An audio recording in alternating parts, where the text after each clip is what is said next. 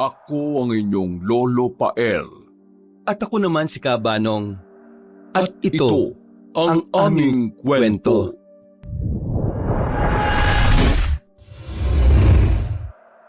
Sa dami ng tao sa mundo, ang makakilala ng kakaiba sa lahat ay matatawag ng bonus ng binatang nagpapatago sa alias na Juancho, ang ating letter sender. Noon pa man ay attractive na siya sa mga babaeng misteryosa kung kumilos. Samantalang nata-turn off naman siya sa mga makukulit at madadaldal. Ang kwentong ibabahagi niya ay parte ng buhay niya na ni minsan ay hindi niya inakalang daranasin niya sa kamay ng isang babaeng hindi niya pinangarap na makilala. Isa lamang siyang simpleng binata na pinalaki ng lolo niya sa makalumang paniniwala. Sa pinanggalingan niyang pamilya, normal na ang pagpapasa ng kaalaman sa panggagamot. Ang sabi ay, nagmula pa ang kaalamang yun sa kanilang mga ninunong babaylan. At siya ang napiling pasahan nito sa henerasyon niya dahil simula bata pa ay interesado na siya sa libreto ng kanyang ama. Juancho, apa, sige na naman. Halos kabisado mo na ang laman ng libreta ng ninuno natin eh. Hindi ka na mahirapang aralin ang kapangyarihan doon. Lolo, paano naman ang pangarap ko na maging isang doktor balang araw? Isasantabi ko na lang po ba ang pangarap ko na yon para may pagpatuloy ang legacy ng family natin na sinasabi ninyo? Nahuli na nga po ako ng ilang taon sa pag-aaral, hindi ba? Iho, hindi ko naman sinabi na kalimutan mo yun eh. Hindi ba't mas maganda na dalawang kalaban ng taglay mo? Makakapanggamot ka ng normal na sakit, gayon din ang mga sakit na hindi kayang gamutin ng siyensya. At saka po, nasa takip-silim na bahagi na ako ng buhay ko. Ito na marahil ang kahuli-hulihang hinihiling ko sa iyo. Ikaw lang at wala nang iba pang karapat-dapat na magmana ng kaalaman ng ating lahi. Alam nyo, Lolo, nakakapagtampo naman kayo eh. Gagamitin nyo na naman sa akin yung takip-silim card nyo na yan. Malakas pa ho kayo sa kalabaw eh. Aba, hindi mo masasabi ang buhay po. Malakas man ako ngayon sa paningin mo eh. Paano kung bukas eh hindi na ako magising ha? Oo na nga ho, Lo. Ay naku naman oh. Tigil nyo na nga ho yung pagsasalita ng ganyan. Hindi ho maganda sa pakiramdam eh. Ay, salamat. Makakahiga na ako ng maluwag.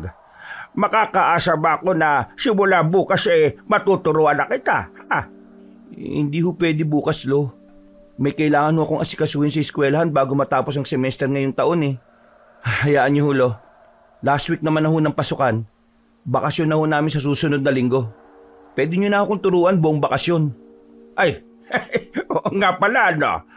Pasensya ka na sa lolo mo ha. Masyado kong nasasabik na maipasa sa'yo lahat ng kaalaman ko eh. Natatawa na lamang si Juancho habang isinasampay ang kanyang uniforme. Hindi naman sa ayaw niyang maging albularyo, nga lang ay ayaw niyang maiwan sa nakasanayan ng kanyang pamilya. May mga pangarap siya na gustong maabot, kaya kahit medyo late na, ay pinili niya pa ding mag-aral ng medisina habang humahalili paminsan-minsan sa negosyo ng kanilang pamilya sa bukid. Oh, Bard, kumusta biyahe? Medyo malakas ang hangin at ulan kaninang madaling araw eh. Mabuti at ligtas kayo nakauwi. Inabot nga kami ng malakas na hangin at ulan kanina eh. Mabuti na lang at parang dumaan lang. Ay, o nga pala. Eto mga napagbenta no. Sobra-sobra yan ha. Ha? Sobra-sobra? Teka, nagtaas ka na naman ba ng presyo? Ako syempre naman. Bagyo kaya. Sa ganitong panahon lang tayo makakabawi sa kanila no. Ay sus, talaga oh. Buti nakapagpaubos ka pa niyan. Oo naman. Inulang pa nga eh. Paano? Konti lang kaming dumating doon para magbagsak. Napansin ko na nga kagad yung pagdating pa lang namin eh. Kaya nga, nagtaas ako ng kaunti lang. Kunti lang naman. Ay nako, bilib na talaga ako sa iyo, Bard. Oh, eto. Ano to? Kapag may sobra, iyon na yon. Diskarte mo yun eh. Kung ano yung mga nasa listahan ko, yun lang ay sosurrender mo sa akin. Di ba matagal ko na naman sinabi sa iyo yun eh. Basta mapapaubos mo, Ayos lang sa akin na magtaas ka paminsan-minsan. Yan! Yan ang gusto ko sa'yo, Bard eh. Patas kang lumaban eh. Hindi tulad ng ibang may-ari dyan. Mga buhaya kaya kung titingnan mo. Akala mo kinakain ng pera eh. Ang lalaki ng tiyan ng mga lintik.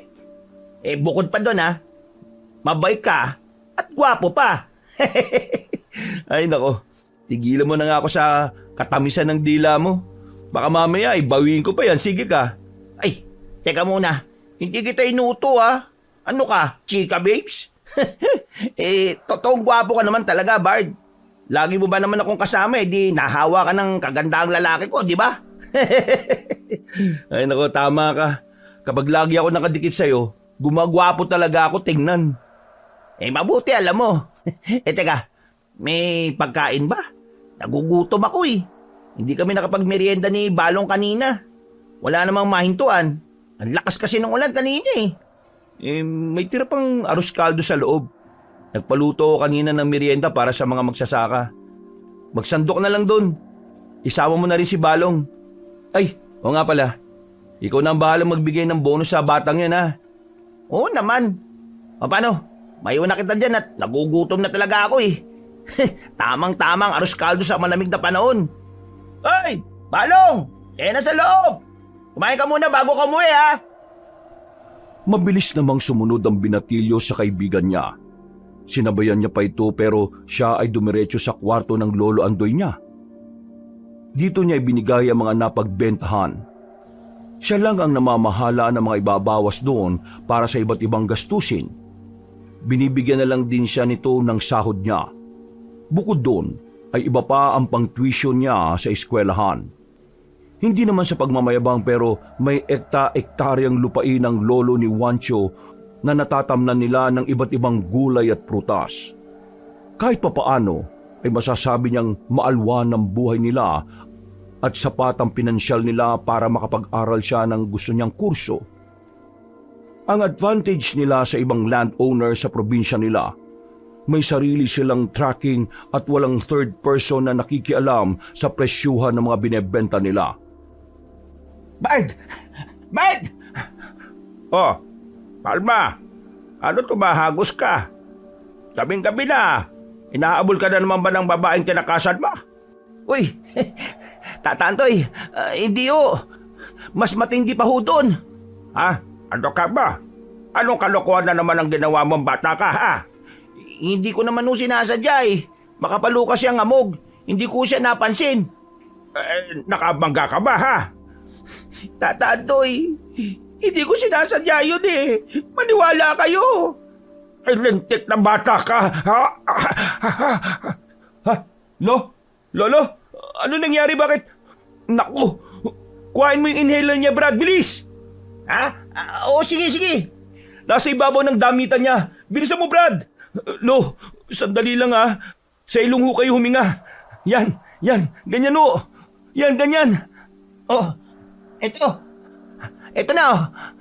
Lo, ito na po yung gamot niyo. Dahan-dahan lang ha. Ano ba kasing nangyari, Bard? Ha? Oo nga pala. Naku, teka sandali. Oh, saan ka pupunta? Lumabas si Palma. Pagbalik ay may karga-karga na itong babae. Walang malay, basa at may bahid na mga dugo ang suot na puting bestida. Dahil naiupo na naman ni Juancho ang kanyang lolo Andoy at mukhang okay na din ito, nanlaki ang mga mata niyang sinalubong ang kaibigan. Halos mangyak-ngyak ito, lalo naman siyang natigalgal nang makita ang kabuuan ng mukha ng dalaga. Duguan ng ulo hanggang pisngi nito. Huwag mo sabihin. Hindi ko sinasadya, Bard. Hindi ko siya napansin dahil sa kapal ng amog eh. Hindi ko naman maidiretso sa ospital dahil sobrang layo. Ang lakas pa ng ulan. O halika, ipasok muna natin sa loob yan. Bilis! Oo, sige. Malakas ba ang pagkakabunggo mo sa kanya? Hindi.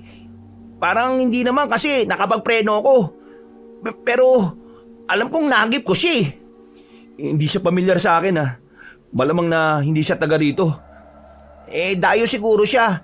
Ngayon ko lang di siya nakita eh. Bard, baka anong mangyari sa kanya? Anong gagawin ko? Huwag ka mataranta ha. Akong bahala sa kanya. Ay, oo nga pala. hindi ba nag-aaral ka ng pagiging doktor, Bard? Baka kaya mo siyang gamutin. Nasa 2 taon pa lang ako eh. Hindi pa ako ganun kaalam pero gagawin ko makakaya ko. Sige, kunin mo yung medicine kit doon. At magpakulo ka din ng dahon ng bayabas. Oo, sige. Hindi mapigilang mapangiwi si Juancho nang makita ang malaking sugat sa ulo ng dalaga. Nakagat niya ang pangibabang labi niya. Hindi niya mapigilan ng kabahan. Base kasi sa itsura ng babae, namumutla ito ng husto. Senyales na maraming dugo na ang nawala na dito. Makailang beses siyang napalunok ng laway saka hinamig ang sarili. Pinuno niya ng sariwang hangin ng dibdib. Hindi siya pwedeng kabahan lalo na sa sandaling yon. Hindi lang siya nag-aaral. May isang buhay ang mawawala kapag hindi niya pinagana ang isip niya. Pagdating ng medicine kit, ay sinimulan ng pampati ng pagdurugo sa ulo ng babae. Nang matapos doon, ay nilinisan niya naman ito gamit ang pinagpakuluan ng dahon ng bayabas. Gamit ang malambot na towel, ay marahan niyang pinahid ang mga dugo. Pero nang magawi na siya sa bandang leeg nito, ay otomatiko siyang napahinto at ibinaling sa ibang bagay ang atensyon. Kita kasi mula doon ang cleavage ng dalaga. Brad, anong problema? Bakit ka huminto? Malinis na ba siya? Hindi. Hindi tama na ako magpalit sa kanya, Bard. Ha? Ako na lang ba? Ano? Mas lalong hindi, no? Ay, oo nga pala, no? Muntik mo na nga siyang mapatay eh. Ikaw talaga puro ka diyang kamanyakan eh. Bard, hindi naman sa ganun.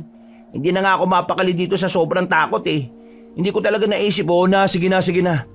Tawagin mo na lang si Manang Susan. Padalin mo din siya ng mga malilinis na damit niya. Ipapahiram muna kamo natin dito sa kanya. Sige. Diyan ka lang ha. Huwag mo siyang iwanan ha. Oo, akong bahala dito.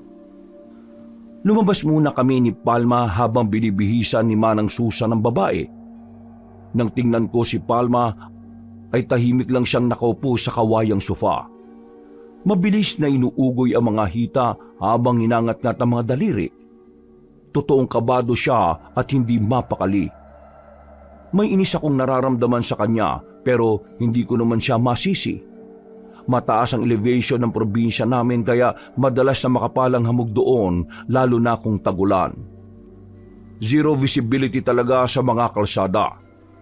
Marahan akong bumuga ng hangin saka nagpasyang lapitan siya. Tinapi ko siya sa balikat para pakalmahin. Maayos na kalagayan niya, Bard. Maraming dugong nawala sa kanya pero stable naman ang vitals niya. Sa palagay ko, lumalaban siya. Bukas, kapag tumila na ang ulan, dadali natin siya agad sa ospital ha. Oo, sige. Pwede bang dito na lang muna ako? Babantayan ko na lang siyang magdamag. Hindi kasi ako mapakali, Bard eh. Hindi ko mapapatawa ng sarili ko kapag nakapatay ako ng tao. Ano ka ba? Huwag ka nga mag-isip ng negatibo. Saka, kailangan ka ng nanay mo sa inyo, no? Wala siyang kasama doon kapag umuwi na yung bantay niya. Malakas pa naman ang ulan. Huwag ka mag-alala. Ako magbabantay sa kanya. Ang laking abala na nito sa inyo, Bard. Pasensya ka na talaga ha. Nangyari na yan eh. Gawa na lang natin ang solusyon. Basta sa susunod magdoble ingat ka na. Oo, sigurado yan, Bard. Paano? Uwi na muna ako ha. Sige. Ingat ka ha. Ilang minuto pa ay lumabas na din si Manang Susan. Bitbit na nito ang marumi at basang damit ng dalaga. Matapos siyang magpasalamat ay pumasok na din siya sa loob para muling tsikin ng kauna-unahan niyang pasyente. Maayos na ito. Malinis ang suot bagamat may bakas na din ng sariwang dugo ang benda nito sa ulo. Naupo siya sa gilid ng dalaga. Hindi niya mapigilang pagmasdan nito. May pakiramdam kasi siyang kakaiba rito. Hindi niya lang mawari kung ano yun. Bukod doon ay tila may lahi ang kakaibang ganda nito. Mistisahin, makinis, balingkinitan, at perpekto ang bawat bahagi ng kanyang mukha. Mayahalin tulad sa mga diwatang napapanood niya noon sa mga palabas. Iho, kumusta siya? Maayos naman ho ang vitals niya, Lo. Hindi lang ako sigurado kung hindi naapektuhan yung ulo niya sa nangyari. Malaki kasi yung naging sugat niya magdasal na lang po tayo na sana magising siya bukas. Kasi kung hindi, Duda ako kung tatalabang dasal sa kanya. ho? Anong sabi niyo, Lo? Ay, ang sabi ko, gagaling siya, iho. Ikaw pa ba mahusay kang doktor? Lolo talaga. Bukod doon sa wala akong sapat na kagamitan dito, hindi ho talaga ako sigurado kung ligtas na ba siya. Sana tumilang ulan bukas para mapagamot natin siya na maayos. Ay, sana nga nang mapanatag na tayo pare-parehas. Anong plano mo kay Palma? Isusuplong mo siya sa pulisya? Ay, hindi ho ako ang magdedesisyon tungkol sa bagay na yan, Lo. Kapag nagising siya, ipapaubaya ko ho yun sa kanya. Kung hindi naman hahanapin natin ang pamilya niya. Basta, dun lang ho ako sa tama. Ay, bayagi naman kung ganon. Aba, mahirap mawala ng mapagkakatiwala ang tao pero kung may nilabag na batas, kailangan niyang pagbayaran yon. Tama ho kayo, Lo. Hiling ko pa din po na sana maunawaan siya ng nadisgrasya niya. Pero kung sakali man, tutulungan na lang ho siguro natin ang may iwang ina ni Palma. Ay, hindi ako kokontra sa bagay na yan, apo. Ipapaubaya ko na sa iyo ang pagpapasya. Kinabukasan, naalimpungatan si Juancho dahil parang may narinig siyang masayang kwentuhan na tawanan. Na magdilat siya ng mga mata, ay natuon agad ang pansin niya sa bakanting kama kung saan nakahiga kagabi yung babaeng na disgrasya ni Palma. Kwarto niya kasi yon pero sa sofa lang siya natulog. Napabalikwas siya ng bangon nang mag-sink in sa kanya na wala nga ang pasyente niya doon. Dali-dali siyang lumabas ng kwarto para lang magulat sa inabutan sa hapagkainan. Naroon ang dalagang kagabi lang ay namumutla at walang malay. Maganang kumakain habang masayang kausap ang kanyang lolo Andoy. Gising ka na pala, iho. Halika. Ipagsasandok kita ng agahan. Sabayan mo na kami itong si Anita. Ako na lang ho ang kukuha ng pagkain ko, Lo. Diyan na lang ho kayo. Huwag na ho kayong tumayo. Ay, siya si Juancho. Nabanggit ko na sa iyo kanina kung sino siya, di ba? Oo, Lolo Andoy. Magandang umaga sa iyo, Juancho. Sana masarap ang tulog mo kagabi. Hindi ba nangalay ang leeg mo? Nakabuluktot ka kasi sa higaan mo kanina. Ha? Oo. Ayos lang naman. Ikaw, kumusta ang pakiramdam mo? Maayos na ako. Nakatulong yung inuming gamot na inihanda ng Lolo Andoy mo para bumalik ang lakas ko. Halika, dito ka na maupo sa tabi ko. Ikaw din ang nagligtas sa buhay ko Nako, hindi no. Ginawa ko lang yung kaya ko. Ibig sabihin, may utang na loob ako sa'yo. Hayaan mo, gagawin kong lahat para mabayaran yon. Ay, hindi mo kailangan gawin yun. Ano ba may tutulong ko sa'yo, Juancho? Lo, tumila na ho yung ulan, no? Dadaling ko ho siya sa ospital para makasiguro na walang damage sa loob ng ulo niya o ibang parte ng katawan niya. Ospital? Anong lugar yun? Malaking pagamutan. Doon nasusuri yung iba't ibang uri ng sakit gamit ang siyensya. Hindi mo alam kung ano ang ospital? Yun ba yung pagamutan? Doon sinusuri ang iba't ibang uri ng sakit gamit ang siyensya? Kailangan nga talagang dalin dun. Bilisan mo kumain. Hindi mo na ako kailangan dalin doon. Malakas na ako at wala na akong sakit. Magandang umaga! Miss? Gising ka na? Uy, sakto dating mo, Bard. Asikasuhin mo yung tricycle. Dadali natin siya sa ospital. Ha? Oo, sige. Sinabi ng ayoko nang magpunta doon. Magaling na ako at malakas. Gusto mo patunayan ko pa sa'yo Teka. Uy, ang gagawin mo? Uy, teka muna. Huwag mo sabihin. Hindi pa man natatapos si Palma ay nagpakitang gilas na sa kanila ang babae. Tumayo ito at lumabas ng bahay. Dahil tanaw naman mula sa kainan ng labas kaya kitang-kita nila ang dalaga. Nung una ay hindi siya sigurado sa gagawin nito. Hanggang sa bigla na lang yung nagtatatumbling doon na akala mo isang mahusay na gymnast. Uy! Grabe ang husay niya. Ang smooth niyang mag-backwards. Parang walang buto. Pero, teka, hindi ba may sugat siya sa ulo? Hindi na ba yung masakit? Paanong... yung bandage sa ulo niya, inalis niya, Bard, oh. Uy, ano bang trip ng babaeng to? Apa, Pupuntaan ko na lang po siya para ayusin yung bandage niya. Hindi niya pa ho yung pwedeng alisin eh. Baka ma-infection ng sugat niya, lo. pero wala na. Ay, ikaw na nga bala. Miss, bakit mo inalis yan? Kailangan mo yung ibalik. Hindi ko kailangan to. Ang higpit eh. Nahihirapan ako. Hindi ko maayos ang buhok ko. Pero miss, Anita ang pangalan ko, hindi miss. Anita, may impeksyon ng sugat mo kapag hindi natin inilagay yan. Sugat. Wala na akong sugat.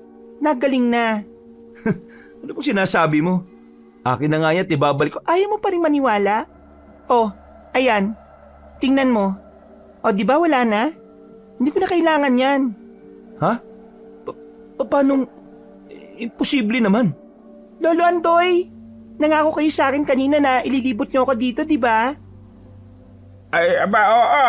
Sandali, tatapusin ko lang to kinakain ko. Sige dito lang muna ako sa malaking punong maghihintay. Puno? Anong po? Uy, miss! Ang ibig ko sabihin, Anita! Paano ka nakakyat dyan? Bumaba ka nga dyan. Baka mahulog ka na naman. Pre, bakit ganun siya kumilos? Para akong nahilo. Mabilis pa talaga siya o tulog pa ako? Kaya kung ano-ano nakikita ko. Hindi ko rin alam eh. Nawala ang sugat niya sa ulo, Bard. Posible ba yung gumaling sa loob lang ng magdamag lang? Ewan ko din. Hindi kaya may kapangyarihan kang manggamot? Paano kung naisali na pala sa iyo ni Tata Ando yung kapangyarihan ng lahi nyo tapos sinabayan mo ng pagiging doktor kaya gano'n ang nangyari? Hindi, imposible talaga yun eh. Okay, ano pinag-uusapan niyo dyan? Ay, anak ng engkanto! Ha? Paano mong... Nakababa ka kagad? Teka nga muna, sino ka ba talaga? Bakit kakaibang kilos mo? Ako nga si Anita, di ba? Nagpakilala na ako sa iyo kanina, Wancho. Nakakatuwa naman pala kausap tong si Anita eh. Piloso po eh. Nakahanap ka na din ng katapat mo, Bard. Tumahimik ka nga dyan, Palma. Hoy, ikaw. Bakit kakaibang kilos mo, ha? Teka muna, tao ka ba talaga? Kakaiba ang kilos ko. Pero normal lang naman yun eh. Mabagal lang ba dapat bumaba sa puno? Kasi tumalon lang naman ako kaya mabilis. Tumalon ka mula sa kinaroroonan mo kanina? At hindi ka napilay? Bakit hindi ka namin narinig na lumapag sa lupa? Tena, Anita, saan mo ba gusto magpunta, ha? Malawak ang lupain ko. Kahit sa ano, Lolo Andoy. Pero Lo, dadalhin nun namin siya sa ospital eh. Hindi na kailangan. Malakas na siya at magaling. Sabi ko naman sa iyo gagaling siya kagad dahil ikaw ang doktor niya. Di ba? Parehas silang naiwang tulala at nakanganga. Bumalik lang sila sa wisyo nang mawala na sa paningin nila ang dalawa. Pinilig ni Wancho ang ulo. Nangunot pa din ang noon niya. Tila hindi makapaniwala sa mga nasaksihan. Nang tingnan niya naman si Palma ay naiiling din ito habang nakatitig sa dinaanan ni Lolo Andoy at Anita. Baka sa mukha na malalim ang iniisip niya. Nagtatanong ang tinging ipinukol nito sa kanya. Bard, nakabangga yata ako ng isang diwata. Ano? Hanggang ngayon ba naman, Bard? Umayos ka nga. Seryoso ang nangyayari ngayon ha. Hindi mo man lang ba naisip na pwede kanyang ipapulis? Alam ko na yun. Kagabi ko pa nga yun iniisip eh. Pero mukhang hindi naman eh. Maayos na siya at parang hindi na disgrasya. Ibig sabihin kampante ka na. Paano kung naalog yung utak nun? Tinan mo nga kakaiba yung kilos. Para siyang tunay na diwata, Bard. Kakaiba nga siya pero nuknukan din ang ganda. Huwag mong sabihin hindi mo napansin ang kagandahan niya. Pwede ba? Hindi ako tulad mong babaero, no? Eto naman. Tayong dalawa na lang ang nandito. Sa akin ko pa ba magde-deny? Hindi dapat yan ang iniisip mo ngayon. Mabuti pa, asikasuhin mo na yung mga ibababang produkto sa susunod na linggo. Susundan ko lang sila, Lolo. Hindi ako tiwala sa babaeng yun eh. Ano ka ba, Bard? Mag-relax ka nga. Wala ka bang tiwala kay Tata Andoy? Hindi yun maloloko ng kahit na sino, no? Basta. Iba ang kutob ko ngayon eh. Saka may nauna kaming usapan na gagawin ngayong araw. Paano niya nalimutan yun eh? Siya nga excited na gawin namin yun.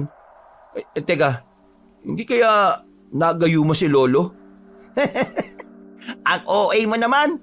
Ba't kang albularyo magagayuma? Ano ka ba naman, Bard? Madidisappoint si Lolo Andoy sa niya kapag narinig ka nun eh. Sige ka. Gusto ko lang protektahan si Lolo. Matanda na siya at minsan makakalimutin talaga.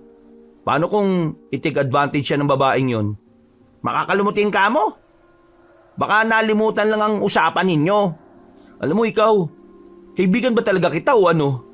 Parang wala lang sa'yo kahit mapahamak si Lolo ah. Uy, di naman ganun ha. Malaki talaga ang tiwala ko sa kanya. Saka magaan naman ang pakiramdam ko kay Anita eh.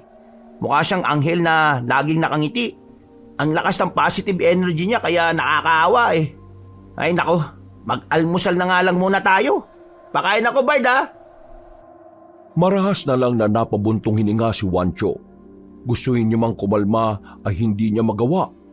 Ang totoo ay hindi niya alam kung nag-aalala talaga siya o nagseselos lang sa atensyong ibinibigay ng lolo niya sa dalagang hindi naman ito masyadong kilala. Totoong magaan ang aura ng babae, pero hindi nito mayaalis sa kanya na magduda lalo pa at kung ano-ano nang ang kababalaghan na nakikita niya rito. Imbis na maglista ng mga bibilhing binhi para sa susunod na pagtatanim, ang nangyari ay wala siyang ibang ginawa kung hindi ang maglakad-lakad sa tapat ng malaking bintana dun sa kusina.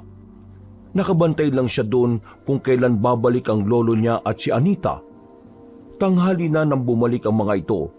Tila masayang-masaya sila parehas. Kabaliktaran ng kabuang anyo ng binatang si Juancho.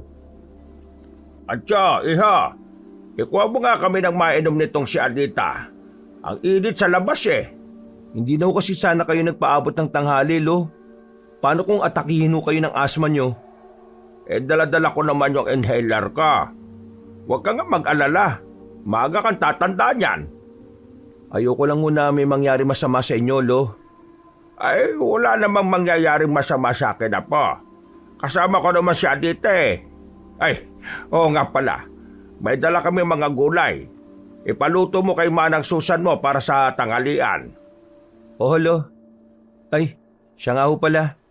Yung usapan natin tungkol sa pagsasanay sa itaas ng burol, akala ko ho ngayong araw yun.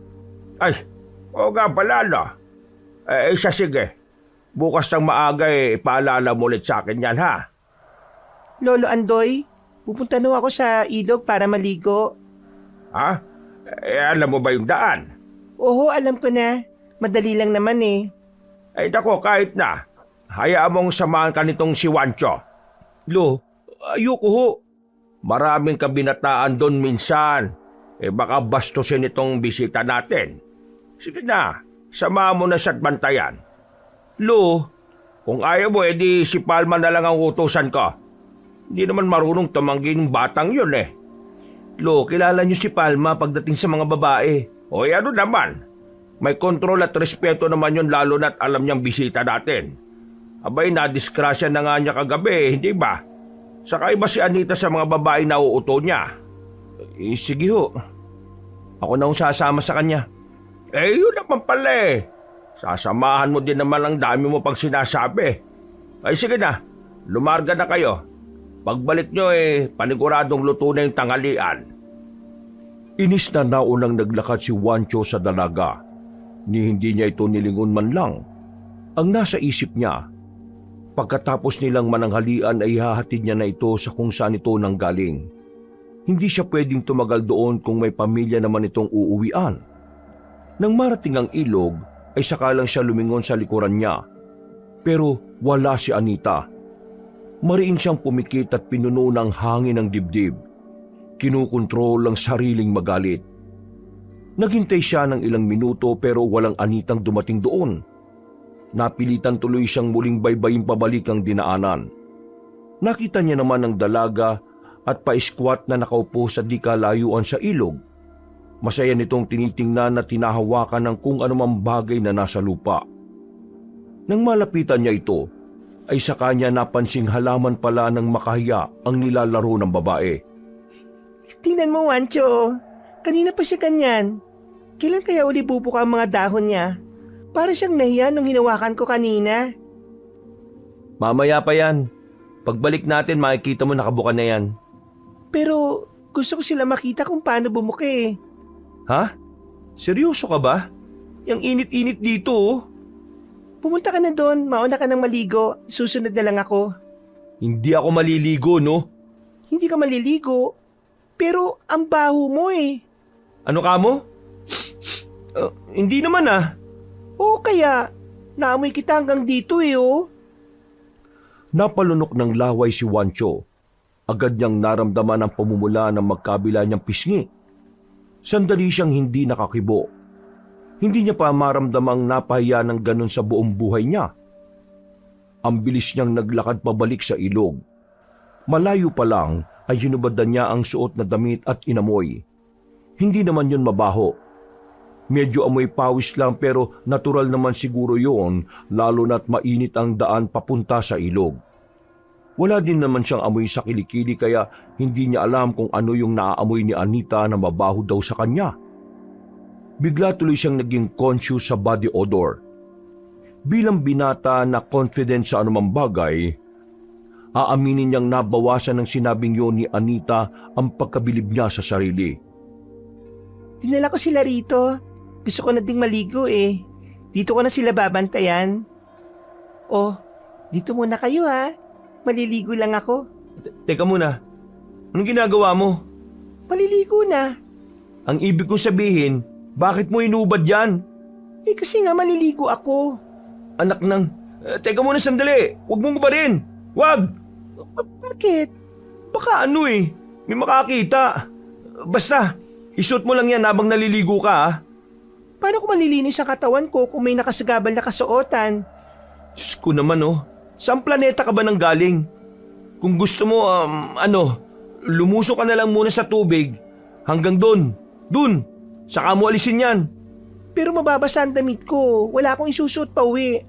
Okay lang yun. Magbibihis ka naman pagdating natin sa bahay eh. Sige na nga. Sariwa at malamig ang tubig sa ilog. Pero dinaig pa ni Wancho ang nakakain ng sandamakmak na sili sa init na nararamdaman niya ng sandaling yun. Maya't maya siyang napapalunok. Aaminin niya ding sobrang lakas ng kabog ng dibdib niya dahilan para hingalin siya kahit hindi naman siya pagod. Anumang kontrol ay hindi niya pwedeng dayain ng sarili na lalaki lang siya at may kahinaan. Umahon siya sa tubig. Hindi mawari kung pawis ba ang pinapahid sa noo o tubig na galing sa paliligo. Gusto niyang alisin ang atensyon kay Anita. Pero gusto niya ding masiguro na hindi ito gagawa ng ikapapahamak nito. Doon niya napagtanto na tama lang na siya ang sumama dito. Kung nagkataong si Palma yon, posibleng hindi yun nakapagtimpi at madagdagan pa ang atraso nito sa babae. Bard! Nandito pala kayo. Akala ko doon kayo sa bandang ibaba. Buti na lang pala umakyat ako. Palma, anong ginagawa mo dito? Oh, bakit parang nakakita ng multo dyan? Si Tata Andoy ang nagsabi na sinamahan mo daw dito si Anita na maligo sa ilog. Eh, may kailangan kasi akong sabihin eh. Teka, si Anita. Ayun pala siya oh. Bard! Oh, Sa akin ka nga tumingin. Ano bang ipinunta mo dito? ay Anita! Lintik sinabing dito ka tumingin eh. Aray! Aray ko naman, Bard. Bakit mo pa ako inihila? Alisin mo nga yan kami mo sa kwelyo ko. Ano ba problema mo? Nalaki ang mga mata ni Wancho habang nakatingin sa takang-takang kaibigan. Nang silipin niya si Anita ay napansin niyang umatras naman ito papunta sa kanila. Lalo siyang kinabahan. Wala kasing saplot ang dalaga na pang-itaas. Anita, hindi ba sinabi ko sa iyo na doon ka lang hanggat hindi ka natatapos maligo? Bard, bitiwan mo nga ako, ano ba? O sige, bibitiwan kita pero huwag kang titingin kung nasaan si Anita ha. Naintindihan mo ba ako? Ha? Bakit naman? Sumunod ka na lang kung ayaw mong sakaling kita. Oo na, sige na. Ang weird mo naman. Sinabi nang doon ka sa malalim, Anita eh. Nakikinig ka ba ha? Umuwi na tayo. Kailangan ko nang umalis eh. Ano? Hindi ka pwede maglakad ng ganyan sa itsura mo, Anita. Nasundan nila ako. Nahanap nila ako. Ano? Nino? Teka nga, isuot mo nga muna to. Ano bang nangyayari, Bard? Huwag ka sabing titingin eh. Hindi naman ako tumitingin eh. Buwisit. Anita, hintay mo ako! Dahil bakas ang pagkataranta sa mukha ng dalaga, ayaw man ay napilitan si Juancho na sundan ito para tuluyang maitakip ang damit niya sa katawan nito. Nahabol niya naman si Anita pero nagpupumiglas ang babae. Upang mapigilan ay niyakap niya ito at pinakalma. Nang mga sandaling yun kasi, alam niyang nakatingin na din sa kanila si Palma. Naisuot naman agad ni Anita ang t-shirt niya. Pero napansin niyang aligaga ang mga mata nito. Hindi rin may kukubli ang pangamba sa mga mata na parabang may kinatatakutan nito na nasa paligid lang. Sinubukan kong igala ang paningin sa paligid pero wala naman akong nakita. Hanggang sa may napansin akong kakaiba sa itaas ng talon. May hindi normal doon kaya ipinokus ko doon ang paningin. Hindi ko alam kung paano ipapaliwanag. Alam nyo yung parang may invisible na nilalang. Bagamat hindi kita, pansin ko ang kakaibang itsura ng lugar na yon lalo na tuwing kumikilo sila. Ganun na lang ang kaba ko. Nang tingnan ko ulit si Anita ay dun siya nakatingin. Kailangan na nating umalis. Delikado na dito. Ano yung mga yun, Anita? Nakikita mo din sila? Hindi ko sila nakikita pero naaninag ko sila. Anong klase mga nilalang yun? Mga tauhan sila ni Ama. Huwag ka mag-alala. Hindi naman sila nakikita ng iba eh. Gusto lang nila akong ibalik sa amin. At ayaw mong bumalik ganon? Oo. Ayokong bumalik doon. Kailangan ko nang umalis. Hindi na ako pwede dito. Teka muna, sandali! Bitiwan mo ko. Pwede kitang samahan magtago, Anita. May alam akong lugar na hindi mapupunta ng kahit na sino. Ha? Sigurado ka? Saan? Basta, sumama ka sa akin. Ano mo sinasabi mo, Bard? Hindi ko alam kung sinong umaabol sa kanya eh, pero hindi mo siya mapipilit na sumama sa kanila. Malamang may dahilan siya. Ano? At saan mo naman siya dadalhin, Aber? Sumunod ka na lang kung gusto mong malaman. Tara na! Bard, paano kung magdala ng gulo yung babaeng yan dito sa atin? Hindi mo nga nakikita ang humahabol sa kanya eh. Hindi yan. Tara na, Anita. Sige. Ganun na lang ang pagtataka ni Juancho nang makitang sabay din nila papunta ang dalawa. Hanggang sa makapasok na nga mga ito sa loob. Inabutan niya silang seryosong nakikipag-usap sa lolo Andoy niya. Nangunot ang noon niya. Walang ideya sa mga nangyayari. Hindi niya napigilang makisabat. Pero sa unang pagkakataon ay hindi siya pinakinggan ng kanyang lolo. Ang totoo ay parang hindi nga siya naririnig nito. Napailing na lang siya at nagpa siyang magbanlaw na lang muna. Sa kanya nakakausapin ang lolo niya kapag silang dalawa na lang. Batid niya namang alam nito ang ginagawa. Ano ho? Inkanto ang babaeng yun, Lo? Totoong inkanto? Pero paano? Napakarami mo katanong ang bata ka. Ayaw mo na nga muna ako at alam ko naman ang ginagawa ko eh. Pero Lo, ang gusto niyong gawin eh, tulungan ang hindi niyo naman dapat tinutulungan. Ano bang mapapala natin kung tutulong tayo sa kanya? Baka mamaya ay mapahamak lang tayo niyan eh. Kailangan bang may mapapala ka muna bago ka tutulong sa nangangailangan? Lo, hindi naman ho siya ganon. Ang ibig kong sabihin, ayan, di tapos na. Eto, ibigay mo kay Anita to ha. Ikaw na magsuot sa kanya para siguradong mailalak mo ng husto. Naroon yata sila ni Palma sa taniman ko ng mga bulaklak. Doon mo sila puntahan. Lo, Apo, sige na. akin na nga ho. Ano ba ito, Lo? Proteksyon niya ni Anita para hindi siya malapitan na kung sino mang gusto siyang saktan o kuhain. Walang kasiguraduhan si Juancho kung tama ba ang naging desisyon ng lolo Andoy niya. Lalo nang malaman niyang hindi naman pala tao si Anita. Malakas ang kutob niya na kapahamakan lang ang dala nito sa tahimik nilang buhay. Malayo pa siya ay tanaw niya si Anita.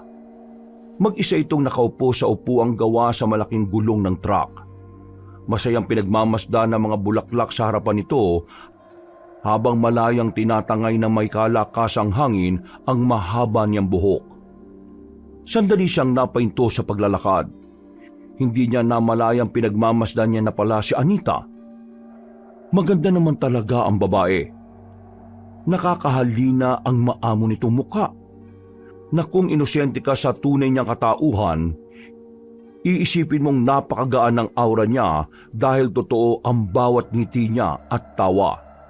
Mukhang walang iniisip na problema. Napakaganda niyang angel, di ba? Uy, ano sinasabi mo dyan? Sus, Bart, magde-deny ka pa ba? Kitang-kita ko kung paano kumuti-kutitap yung mga mata mo habang nakatitig sa kanya. Pinagmamasdan ko siya dahil hindi ako makapaniwala na hindi pala siya tao. Naloko niya tayong lahat. Anong naloko? Bakit? Tinanong mo ba siya kung tao siya o hindi? Hindi. Kasi sino ba namang mag-aakala na hindi naman pala siya tao, di ba? Dapat sinabi niya. Ay nako, pinapakomplikado mo lang ang mga bagay-bagay eh. Hayaan mo muna siya dito. Saka pinayagan naman siyang manatili ni Tata Andoy eh. Teka, yan na ba yung ginawang proteksyon ni Tata Andoy para kay Anita? Nako, sigurado matutuwa siya kapag isinuot ko yan sa kanya. Akin na, Bard. Oh, bakit ayaw mo ibigay? Huwag mo sabing ako na magbibigay nito sa kanya. Hoy, gustong bumawi. Manahimik ka na nga. Saka pwede ba lumayo-layo ka? Para kang bubuyog sa tenga ko eh. Okay nang bubuyog. Wag lang langaw o lamok. Kahit hindi ka langaw o bubuyog, titirisi kita kapag hindi ka manahimik dyan. O na, lagi ka nalang masungit. Daig mo pa yung nagme-menopause eh. Hindi na siya pinansin ni Juancho. Nagpatuloy na lang ang binata sa paglapit kay Anita na agad namang lumawak ang pagkakangiti nang makita siya. Gaganti na sana siya ng ngiti nang ma-realize niyang natatangay na pala siya ng karisma nito. Agad niyang pinaseryoso ang muka, kasabay noon ang malalim na pagkunot ng noo niya. Ikaw ginagamitan mo ba ako ng panghipnotismo mo? Sinasabi ko na sa'yo, ngayon pa lang hindi yan uubra sa akin. Kung si Lolo nagawa mong pasunurin, pwes ako hindi. Yan pa yung proteksyon na gagawin daw ni Lolo para sa akin. Tapos na at dinala mo dito. Maraming salamat, Juancho Magiging payapa na ako dahil hindi na nila ako magagawang hawakan. Hindi na nila ako mapupwersang bumalik sa amin para... Umalis ka na dito. Ha? Ngayon may proteksyon ka na, galing sa lolo ko. Umalis ka na at magpakalayo-layo. Nakikita mo naman siguro na matanda na ang lolo ko. Hindi na siya kasing lakas ng dati. Kapag nagdala ng gulo mga kalahi mo dito, baka isa si lolo sa mapapahamak. May awa ka naman siguro, di ba? Kahit hindi ka tao. Tama? Oo naman. Pero ang sabi ng lolo mo, Ako ang pakinggan mo, Anita. Sasabihin ko na lang kay lolo na nagkusa ka ng umalis. bakit ka magsisinungaling sa kanya? Hindi totoo ang sasabihin mo. Ikaw ang nagpaalis sa akin, di ba? Nililigtas mo ba ang sarili mo? Hindi mo ko naiintindihan eh. Naiintindihan ko, Juancho. Alam kong takot ka lang na mawala sa iyo ang lolo Andoy mo. Pero bilang apo niya na magmamana doon ng lahat na kakayahan niya, hindi ko inaasahan na ikaw ang pinakaduwag sa inyong lahat.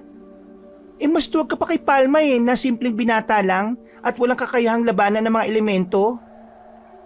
Tila nalunon ni Juancho ang dila sa mga sinabi ni Anita. Gusto niyang sumagot at ipagtanggol ang sarili pero wala siyang maisip na paliwanag. Nakakandabulol-bulol siya kapag pinipilit niyang magsalita. Noong mga sandaling yun, seryoso ang mukha ni Anita. Nakikipagtitigan ito sa kanya na parabang sinusuri ang reaksyon niya at inaalam ang hangganan ng kanyang pasensya. Papadilim na pala. Papasok na ako sa loob ng bahay ni Lolo. Oo nga pala, utos lang ni Lolo Andoy ang susundin ko. Kapag siya ang nagpaalis sa akin, saka ako aalis. Malinaw ba? Ba't? Sino ka ba sa akala mo ha? Hoy, Anita, kinakausap pa kita Bitiwan mo nga ang braso ko, Juancho. Ang kulit mo Wow, ako pa ngayon ang makulit. Pagkatapos mo kong tawaging duwag? Bakit hindi ba totoo? Natatakot ka sa mga kawal ni Ama samantalang mas malakas ka naman sa kanila kasi nandito ka sa mundo mo? Hindi ako natatakot. Ang ibig kong sabihin, oo, natatakot ako. Pero hindi para sa sarili ko. Eh di natatakot ka ba din? Pwede ba makinig ka nga muna? Dati ka bang palaman, ha? Ang hilig mong sumingit eh. Di ka muna makinig. Ang sinasabi ko, natatakot ako para kay Lolo. Ayoko mapahamak siya. Oo, alam ko. Sinabi ko na yan kanina eh, inulit mo lang. Napaka-pilosopo mo. Walang kwenta makipag-usap sa'yo eh. Masaya akong kausap. Ikaw lang kasi eh, lagi kang galit. Oh, ano yun? May mga babae sa banda doon. Teka, Oo, saan ka na naman nakatingin?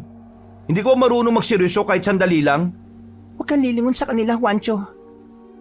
Hindi maaari. Totoong sinasabi ni Ama. Ano ba pinagsasabi mo? Sino bang... teka, sino mga yan? Hindi sila mga tao. Kailangan na nating umuwi. Hindi tao. Huhulaan ko. Padala din yan ng ama mo para kuhain ka, no? Magaganda sila eh. Mga diwata ba yan? Ha? Magaganda? Hindi sila mga diwata. Mas madilim ang pinanggalingan nila. Halika na. Kung totoong sinasabi ni Ama, mas delikado nga ang mga yan kaysa sa mga kawal niya. Paano naman naging delikado yung ganyan kagaganda mga babae? Napapaliw ka na. Tara na, umuwi na tayo. Na mga sandaling yon, walang kalam-alam si Juancho na nahihipnotismo na pala siya ng mga babae sa may di kalayuan. Tila anghel na bumaba sa lupa ang tingin niya sa mga ito. Gayong ibang-iba ang tunay nilang anyo. Kung wala lang si Anita sa tabi niya, marahil ay papunta sa gawin ng mga misteryosong babae ang mga paa niya.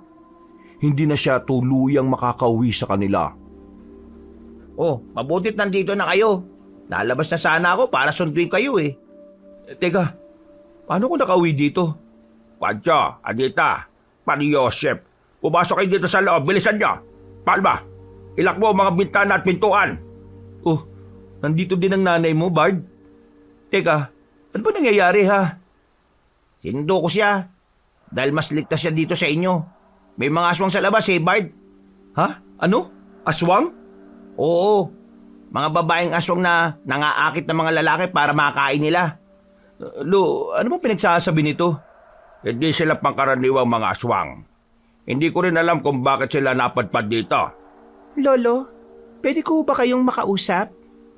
O bakit? May kinalaman ka din ba sa mga aswang na yon? Ano? Tama ako, di ba? Hindi ko naman akalaing totoo. Ang akala ko'y tinatakot lang ako ni Ama. Ang sabihin mo, mahilig ka talagang mandamay sa kamiserablehan mo. Ay, Juancho! Lo, gusto ko lang pong protektahan ng nasasakupan natin. Lalo na kayo. Sino ba kasi ang babaeng to? At ganun nyo na lang hukong tulungan. Dahil sa ninuno niya nagmula ang kakayahang meron tayo. Kaibigang matalik na mga ninuno nating babayla ng mga lahing engkanto sa kabundukang sakop ng baryo natin. Noon pa man, kapwa may malasakit na sila sa isa't isa. Sila ang nagbigay ng kakayahan nating makagapi ng iba't ibang elemento ng dilim. Ganon din ang makagawa ng matibay na proteksyon laban sa kanila. Kaya kung pwede lang po, bilang respeto na lang sa mga ninuno natin, magbigay gala ka kay Anita. Kahit tratuhin mo na lang siya ng maayos. Tuluyang hindi nakakibo si Juancho. Pakiramdam niya ay hindi lang siya napahiya sa kaibigang si Palma at sa nanay nito. Higit lalo na kay Anita.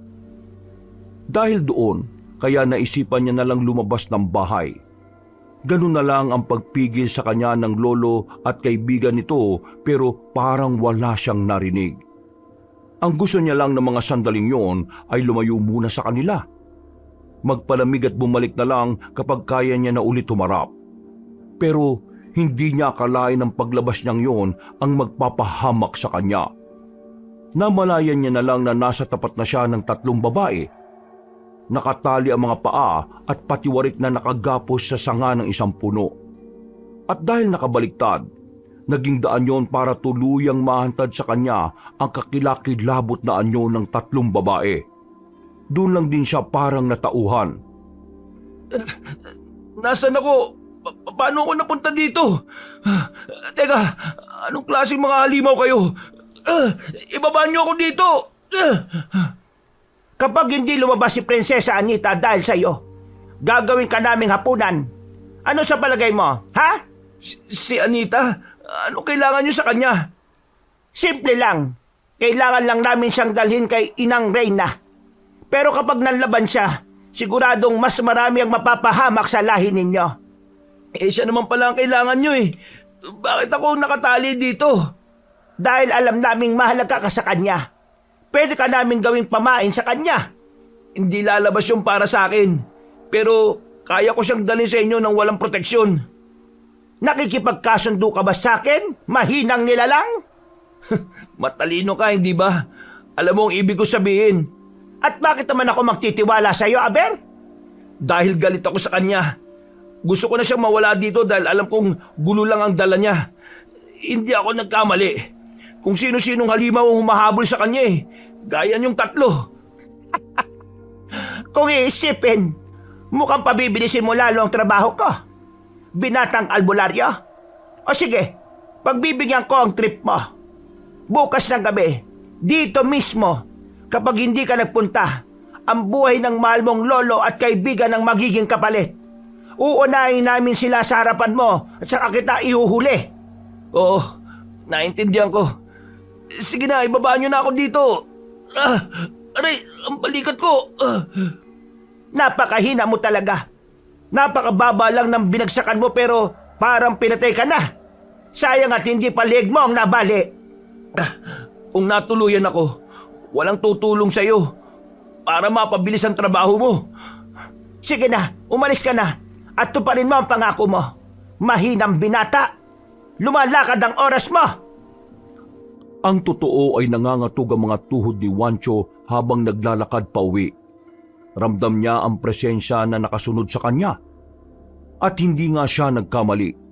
Kahit madilim, ay tanaw niya ang bulto ng tatlong babaeng yon. Tunay na ibang-iba ang anyo ng mga ito kapag normal ang tayo niya. Ang nakita niya kasing itsura nito habang nakabaliktad siya sa puno ay nakakapanindig balahibo. Dinaipan nila ang mga matatandang bruha, kulubot ang mga balat, maninipis ang mga buhok at maitim ang matatalas ng ngipin. Bukod doon ay nakakasukat din ang lansa nila. Kung titingnan sila ay mukhang may hina lang naman, pero duda si Juancho. Natangay nga siya ng mga ito nang hindi niya namamalayan at naigapos ng walang kahirap-hirap. Oh, Wancho, nang mabutit nakauwi ka pa.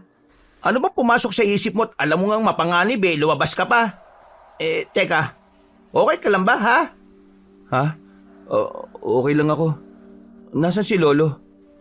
Hindi mo ba siya nakikita? Lumabas siya? Oo, magkasama sila ni Anita. Hahanapin ka daw. Gusto ko nga sanang sumama din kaso walang magbabantay kay inay eh. Bayan, nasa na kaya sila? Sana naman makauwi sila ng ligtas. Uy, saan ka pupunta? Saan pa? E di, sa higaan ko. Naantok na ako eh. Ano? Teka nga muna. Ano ba nangyayari sa'yo ha? Bakit parang hindi ka man lang nag-aalala? Ganun ba talaga kalaki ang galit mo kay Tata Andoy? Grabe ka ha? Uuwi ng ligtas yun. Matulog ka na lang. Hindi. Hindi ako katulad mong walang puso no? Walang atay at balon-balunan. Matulog ka at magilik. Ewan ko sa'yo. Bahala ka sa buhay mo. Hindi mo kasi alam lahat kaya ka ganyan eh. Wala ka kasing pakialam sa paligid mo. Ikaw kaya ipakasal sa hindi mo gusto. O kaya naman, pilit na ipasa sa iyo yung responsibilidad sa mundong hindi mo naman kinalakihan. Hindi ka kaya tatakas? Palibhasa, manhid ka eh. Kaya hanggang ngayon wala kang jowa. Ano ba pinagsasabi mo dyan ha? Sino ipapakasal kanino at ipapasa ang responsibilidad? Oh, kala ko ba inaantok ka na? Pumasok ka na dun sa kwarto mo. Eh di okay. Si Anita. Ay nako, biruin mo. Ipapakasal siya ng tatay niya sa kalahi nilang engkanto para tuluyan na daw mawala yung dugong aswang sa pagkatao niya. Tapos, yung nanay niya naman na isa palang reyna ng mga bangkilan, gusto din siyang kuhain para naman ipasa yung tungkulin ng isang reyna sa kanya. Higit nga naman siyang malakas dahil sa lahi niyang engkanto. Samantala, ang gusto lang ni Anita mamuhay ng simple at malaya. Ay, kawawa naman siya. Oh, Bard! Uy, Wancho! Gising ka pa ba? Ay sus! Tinulugan naman ako ng kulukoy na to. Pero ang totoo ay mataman lang na nakikinig si Wancho kay Palma. Nagpanggap lang siyang tulog dahil sigurado siyang hindi na naman siya titigilang kausapin ng kaibigan. Mara siyang napabuntong hininga. Tila mabigat nga ang dinadalang problema ng dalaga pero nakakamangang hindi yun halata sa itsura nito. Nakangiti kasi ito palagi at hindi rin mahirap patawanin. Magaan ang aura at paniguradong kahit sino ay madaling makakagaanan ng loob nito. Kung wala lang talaga ang hindi niya may paliwanag na pakiramdam, siguradong naging maayos din silang dalawa. Kanina, nang tuluyang nabigyan ng kasagutan ng mabigat na enerhiya na nararamdaman niya mula sa dalaga, may dugo pala kasi itong isang aswang. Ipinilig niya ang ulo at pilit na inaalis yun sa kanyang isipan. Wala na rin naman siyang magagawa dahil yun na ang pagkatao ni Anita. Papatulog na sana siya nang biglang sumagi sa isip niya ang mga tagpo sa ilog kung saan sila naligo ni Anita. Namalaya na lang ni Wancho na nakangiti na pala siya. Palang ya, yung buntis na kambing pala talaga ni Mang Florin yung tinira ng mga pangit na aswang na yun. Ay, kawawang matanda. Iyak nang iyak dun sa barangay. Ayaw naman siyang paniwalaan na aswang yung kumanado sa mga alaga niya. Talagang pagtatawanan lang siya doon. Ano bang akala niya? Naniniwala lahat ng tao sa mga aswang, lalo na't mapang-akit ang panlabas nanyo ng mga halimaw na yon.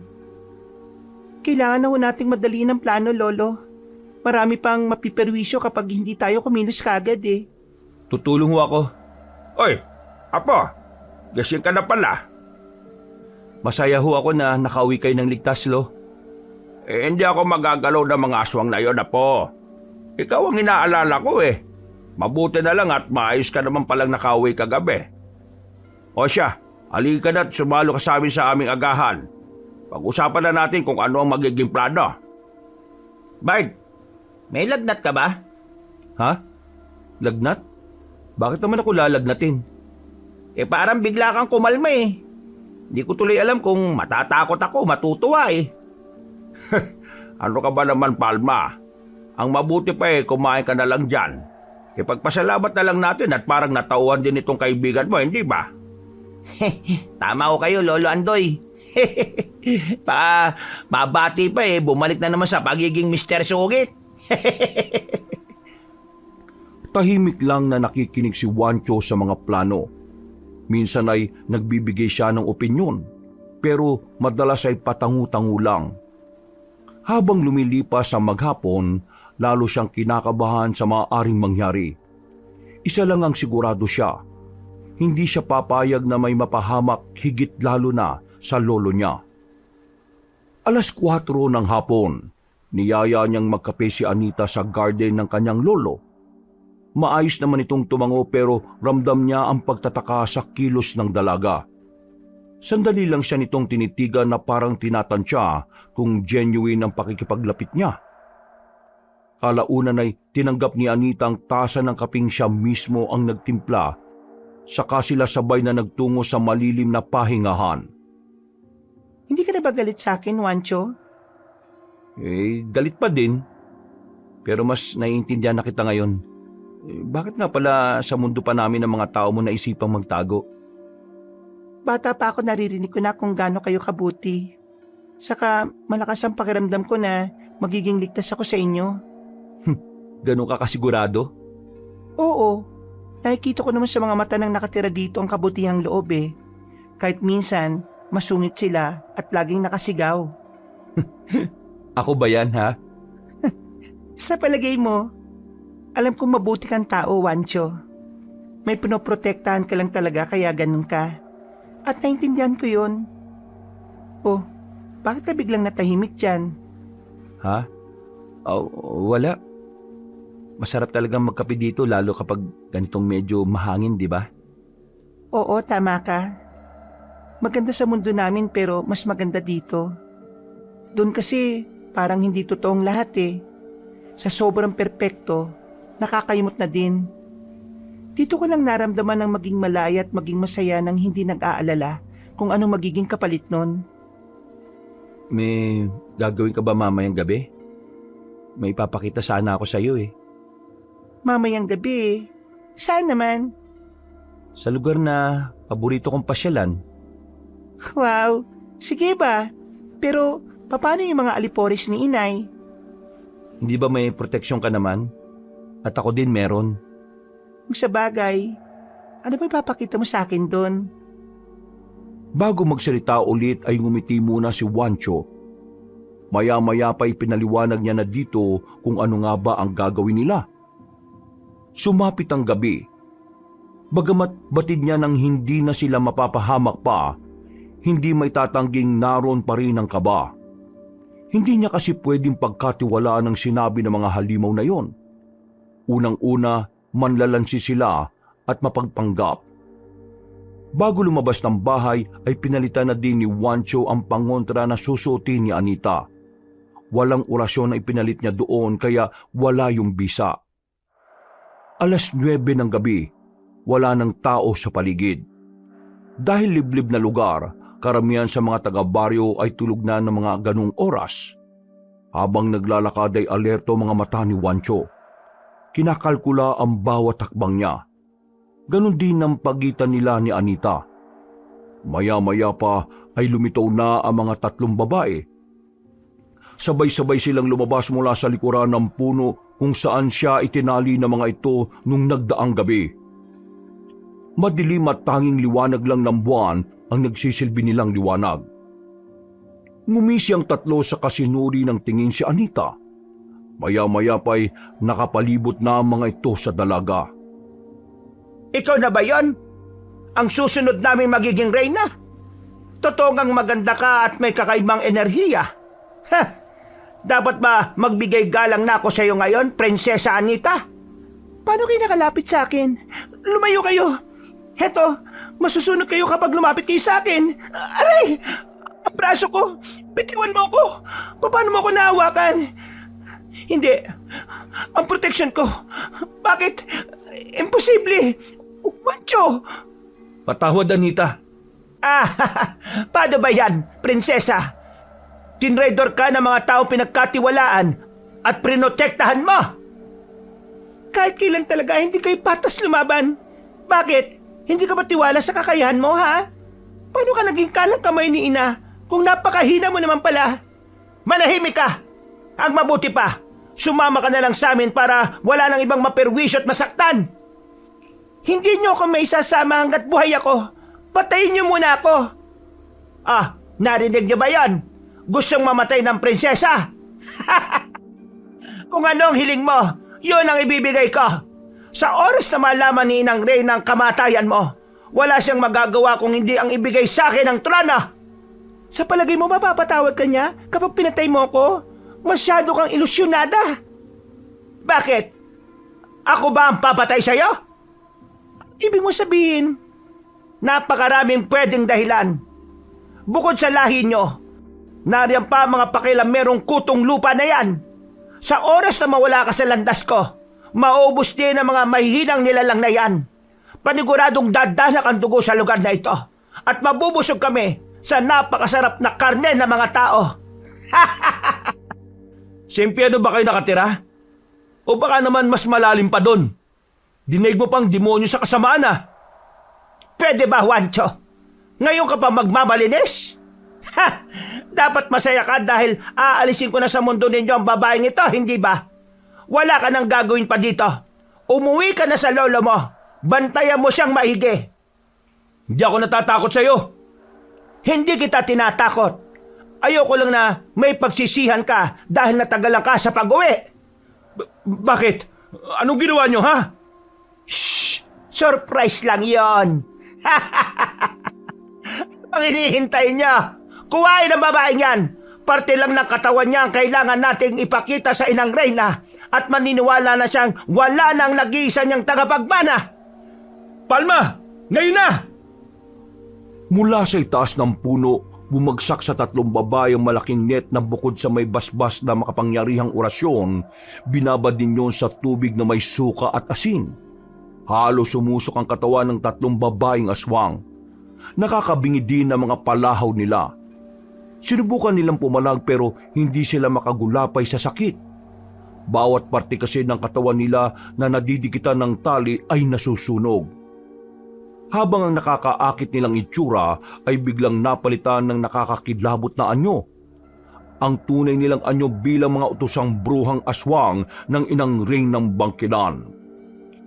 Hindi totoong trinaydor ni Juancho si Anita.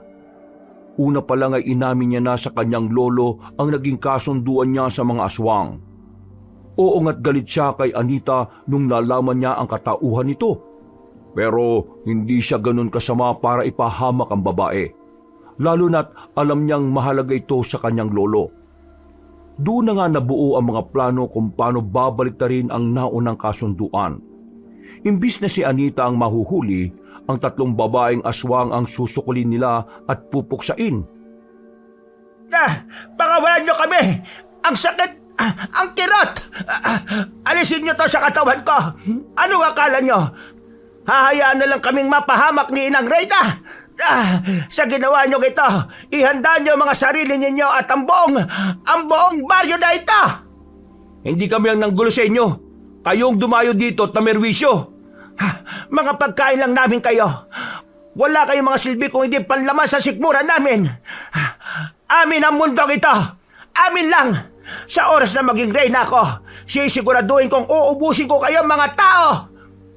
Reyna, ang taas naman ng ambisyon mo. Hindi mo nga matulungan ang sarili mong makawala dyan eh. Magiging reyna ka pa kaya? Pakawalan mo ako at makikita mong hinahanap mo. Ayos ano? Bullseye! Ang husay nga ng timing mo, Bard. O paano? Dali na natin ang mga to kay Lolo para mahatulan na. Oo, mabuti ba nga? Anita, pagkakataon mo na. Sigurado kong maghihina na mga yan. Wala nang silbi ang kapangyarihan nila habang nasa loob sila ng net na yan. Walang kakibu-kibu si Anita habang palapit sa mga babae. Maya-maya pa ay para na siyang nagliliwanag sa dilim. Nakatitig siya sa mga babae habang umuusal ng kakaibang lingwahe. Hindi mapigilang mamangha ng magkaibigan sa nasasaksihan nila. Ng mga sandaling yun, hindi ka babakasan ng takot o alinlangan ng dalaga. Mula pa kanina ay puro katapangan lang ang ipinapakita nito. Malayong malayo sa inaasahan ni Juancho. Hanggang sa tuluyan nang napasunod ni Anita ang 3 aswang. Kusang tumayo ang mga ito at naglakad. Bagamat nasusunog pa din ang bawat parte ng katawang nakadikit sa tali ng net, hindi na sila nag-iingay. Ganong kalakas ang kapangyarihan mo, Anita? Nagawa mo silang pasunurin lahat? Grabe ka pala. Hindi madali yun, Palma. Ang mabuti pa, bilisan na lang nating maglakad. Tama si Anita, Bard. Sa likuran ka ng net magbantay. Dito naman ako sa harapan. Teka muna. Parang baliktad yata. Ikaw dapat sa likod at ako dito sa harap. Hindi pwedeng dalawa kayo may kakayahan na nandito. Hindi balanse yun. Magiging mahinang likuran kaya dapat doon ka. Ay nako, dami mong sinasabi. O sige na nga. Teka. Ano yung mga yun oh? Mga alaga yan ng mga aswang. Mga ik-ik kung tawagin. Nakabantay din sila sa 3 bihag. Ano? Ik-ik? Hindi naman siguro sila mananakit, di ba? Hindi sila basta umaatake hanggat walang utos mula sa mga amo nila. Hanggat kontrolado ko silang 3, ligtas tayo mula sa mga alaga nila. Huwag kayong mag-alala. Malapit na tayo sa bahay. Teka, anong meron? Bakit parang ang daming tao sa bahay? Sino mga yun na nakabantay pa sa bakuran? Oh, Anita, bakit tuminto ka? Akala ko ba nagmamadali ka? Hindi. Si Ama. Ama? Huwag mo sabihin, ang lolo ko! Oh, teka muna, Bard. Saan ka pupunta? Paano itong mga biyag, oh? Anita, iiwan mo din ako? Teka, uy! Huwag niyo naman akong iwan dito sa 3 halimaw na to! Dahan-dahang nilingon ni Palma ang akay-akay nilang mga bihag. Makailang beses siyang napalunok. Pakiramdam niya anumang oras ay maiihi siya sa salawal. Mabuti na lang at nakatungo lamang ang mga yon. Kusa ding nagsilakad at sinundan lang si Anita. Mga mukha kasi talaga silang bruha na may nakakatakot na mukha. Samantala, tahimik na magkakaharap sa lamesa si Tata Andoy at ang isang matangkad na matipunong lalaki. Hindi ito pangkaraniwan at ramdam agad yun ni Wancho. Tila katatapos lang na mag-usap ng mga ito nang dumating silang magkasunod ni Anita. Agad na sinuri ni Wancho ang kanyang lolo pero ngumiti lang ito at nagsabing maayos naman ang lahat. Habang si Anita naman ay pansamantalang niyaya ng kanyang ama sa labas ng bahay. Walang nagawa si Wancho kung hindi ang pagmasdan ang paglabas ni Anita. Sa hindi malamang dahilan ay may naramdaman siyang takot na baka yun ang din ang huling beses na makikita niya ang dalaga. Ano pong nangyari, Lo? Yun ho ba yung tatay ni Anita? Oo, tama ka po. Siya nga. Anong ginagawa nila dito? Nalaman nila ang pagdating ng mga aswang para puwersahang isama si Anita sa mundo nila. Nag-alala lamang siya na baka magtagumpay ang mga yon na tangayin ng kanyang anak. At alam mo ba, ang mga kawal pala na palaging nakasunod kay Anita para sa kanyang proteksyon. Kukunin na ho ba nila si Anita? Mas maigi pa nga kung gano'n. Hindi ba pabor yun sa atin, lalo na sa'yo? Yun naman ang gusto mo, hindi ba? Lo, hindi naman ho sa ganon. Ano ba naman kayo? Hindi nyo na ako binalikan. Mabuti na lang. Oh, anong tingin yan? Si Anita nasaan? Hindi mo ba siya nakita sa labas? Wala naman kahit sino sa labas Akala ko nga maraming tao dito kanina, di ba? Namalikmata lang ba tayo, Bard? Ay, Wancho, saan ka pupunta? Wait, teka, aalis ka na naman? Anak naman ng... Paano tong... Bantayan mo lang maigi si Lolo. Babalik din kagad ako. Nadaanan pa ni Wancho sa labas ng kubo ang mga aswang na bihag nila. Gaya kanina ay wala pa ding kakilos-kilos sa mga yon at nakatungo lang. Una niyang hinanap sa palibot ng bahay sina Anita pero wala ang mga ito doon. Naglakad-lakad pa siya pero bigo siyang makita kahit anino ng mga kasamang kawal ng ama nito. Umuwi siyang lulugo-lugo. Hindi makapaniwala na hindi man lang nagpaalam sa kanila ang dalaga bago tuluyang umalis. Iyo, saan ka ba galing Kanina ka pa namin hinihintay. O ano't parang natalo ka sa sugal? Ho? Ayos lang ho ako, Lo. Medyo masama lang ang pakiramdam ko. Ay, ganun ba? Naku ano kaya yan? Kailangan ni Tata Andoy ang tulong mo, Bard. Hindi niya tuloy masimulan yung orasyon sa 3 bruhang na to Kailangan yata niya ang lakas mo. Lolo Andoy, narito na ho ang mga pinasulat niyong dasal. Ha? Anita? Narito ka? Ha? Oo. May problema ba, Wancho? Bakit ngayon ka lang? Kanina ka pa namin hinihintay Kaya nga, saan ka ba galing? Wala. Diyan lang sa labas. Naglakad-lakad. Teka, ano bang gagawin natin, Lo? Wow! Bigla ka yatang gumaling, Bard. Akala ko sabi mo kanina masama pakiramdam mo Ngayon biglang liksi ka Palba, ikaw napakapilyo mong talaga. Huwag mo na ngang asarin tong kaibigan mo. Baka mamaya imbis na mapatulog natin ang mga aswang na to tayo ang makatulog niyan. Asikasuin mo na yung dapat mong asikasuin doon. Kami na dito. Ganado at masayang tinulungan ni Wancho ang kanyang abuelo para dasalan at patulugin ang mga aswang. Nang matapos ay dinala nila ang katawan ng mga yon sa maliit nilang kapilya. Pansamantala ay yun ang naging Bartolina ni na Carlita. Ang lugar kung saan hindi nila magagamit ang kung anumang kakayahang meron sila. Pansamantala ay naging tahimik ang baryo at dahil doon ay mas nakilala pa ni Wancho si Anita.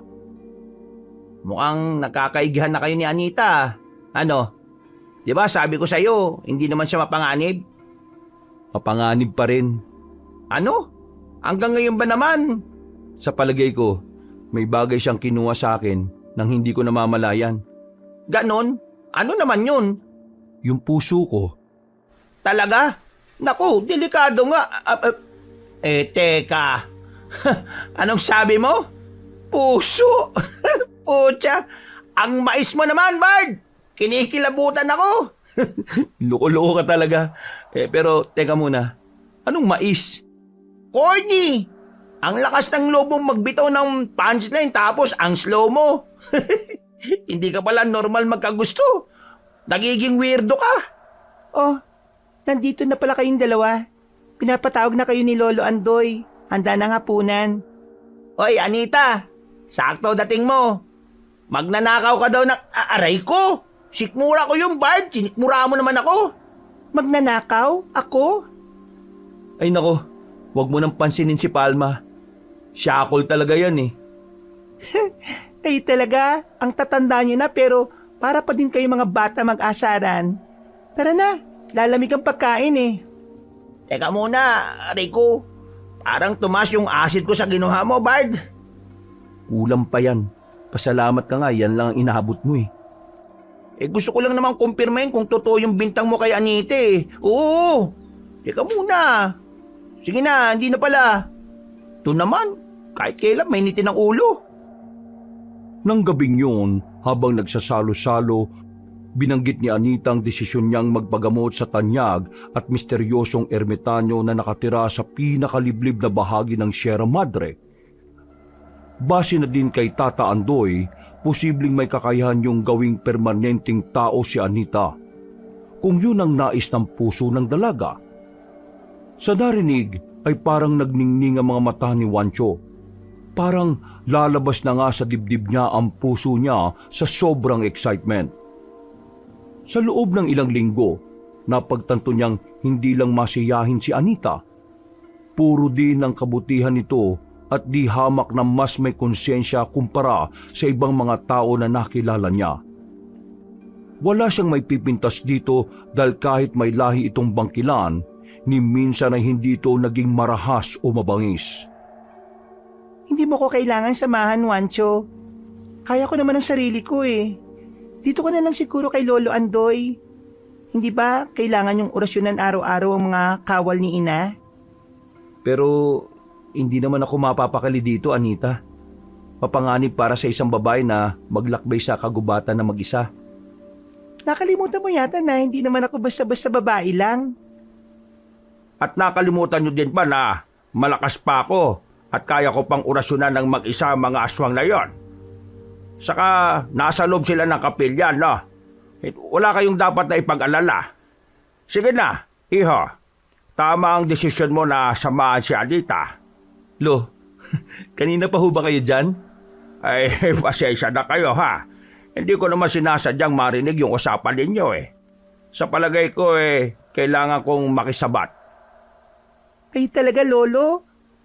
Ayoko lang ho na mapahama kayo. Kahit papano dapat ho merong isa sa amin ni Juancho ang naririto. Ay, nandiyan naman si Palma oh. Magpasama ka na dito kay Juancho at sa pakiwari ko hindi rin yan mapapakali kapag iniwanan mo dito. Susunod yan sa'yo, sinasabi ko sa'yo. Lo, Siya, maiwan ko na kayo. Magpahinga na din kayo at maaga pa ang luwas ninyo bukas. Naihanda ko na din yung mga kakailangan ninyo at proteksyon ha. Maraming salamat po, Lolo Andoy. Kung hindi dahil sa inyo, baka nawalan na ho ako ng pag-asang mabuhay ayon sa gusto ko. Ay sus, ikaw talaga oh. Lagi ka na lang nagpapasalamat. maaga pa kinabukasan nang tumulak sina Juancho at Anita papuntang Quezon Province. Yung kasi ang pinakamalapit sa kanilang probinsya na sakop ng Sierra Madre. Doon na din sila nagsimulang maglakbay. Sa tansya niya ay 1 linggo ang aabuti ng paghahanap nilang yon sa ermitanyo. Gamit ang gabay ni Tata Andoy at ang skills ni Juancho sa survival, walang naging problema sa paglalakbay nila. Nahanap nila matandang ermitanyo. Hindi ito madaling kumbinsihin pero dahil sa pagiging totoo at maabilidad ni Anita, kalaunan ay nakuha din nila ang loob nito. Yun nga lang ay hindi madali ang hinihiling ni Anita. May ilang bagay na kailangan nilang isuko gaya ng lahat ng alaala niya, lakas at kakayahan. Sa kabila ng mga yun, hindi pa rin daw garantiya na maililigtas siya dahil maaring mabigla ang katawan niya at ikamatay ang gagawing ritual sa kanya. Doon siya nagdalawang isip at kapag may pagdududa, lalong hindi aayon sa kanya ang ritual kaya nagpasya muna silang umuwi. Alam mo, okay na din siguro kahit ganyan ka. Nakasama ka na naman namin ng ganito katagal at maayos din naman tayo. Hindi mo naiintindihan, Juancho. Nararamdaman ko na ang paglakas niya. Paglakas? Nino? Ng dugo ni ina. Hindi niyo lang alam pero may mga gabing natatakam ako sa sariwang karne at dugo. Sobrang hirap para sa akin ang kontrolin yon. Bakit hindi mo pinapaalam sa amin? Natatakot ko na baka mag-iba na naman ang tingin mo sa akin, Juancho. Masaya na ako sa kung papaano tayo ngayon. Pero parang wala na akong ibang mapagpipilian. Kung hindi ang bumalik kay ama at sundin ang payo niya. Kapag naging isa kami ng kalahi ko, matatabunan ng dugo ni ina at... Hindi.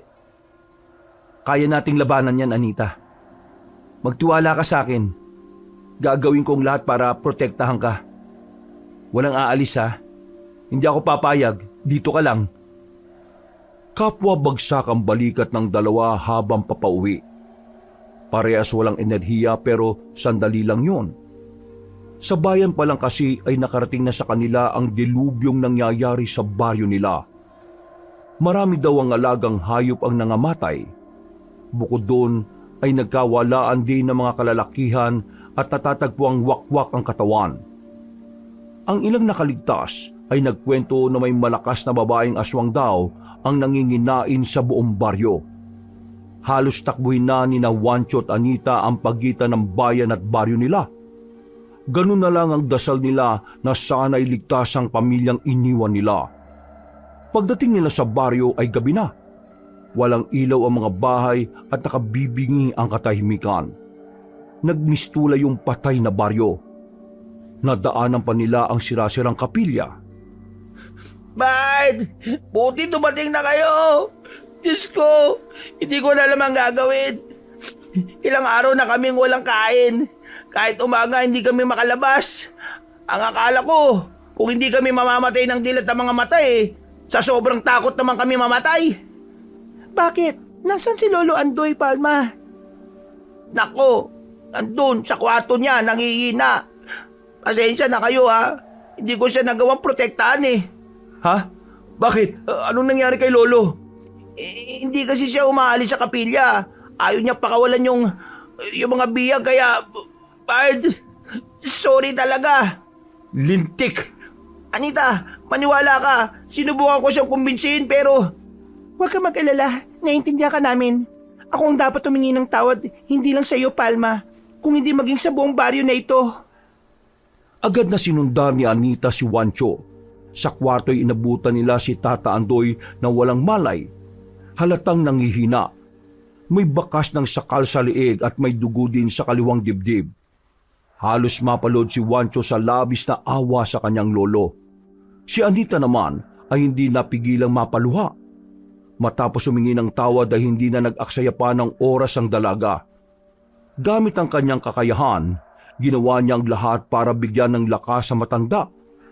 Hindi man ito tuluyang gumaling, nasisiguro niyang magiging ligtas na ito sa kapahamakan. Kahit papaano ay nakampante si Juancho nang makita ang ginawa niya. Nang matapos siya ay payapa itong yumukod sa gilid ng higaan ni Lolo Andoy. Maya-maya pa ay tulog na din ang binata. Samantala, mababaw lang ang tulog ni Juancho kaya naramdaman niya nang dumampi ang mainit-init na palad ni Anita sa pisngi niya. Narinig niya pa ang paghingi nito ng tawad at ang salitang namimiss daw siya nito habang humihikbi. Dahil doon kaya gusto niya sanang dumilat. Pero parang may kung ano namang enerhiya ang humihila sa kanya para magpahinga pa. Palma, Bart naman. Ngayon lang ako nakampanting matulog kasi nandito ka na eh. Bakit ba? Teka, nariyan na naman ba yung mga aswang? Si Anita. Nakita mo ba si Anita kanina? Ha? Hindi. Hindi naman siya lumabas ng kwarto ni Tata Andoy simula nung pumasok kayo kanina dun eh. Bakit? Nawawala ba siya?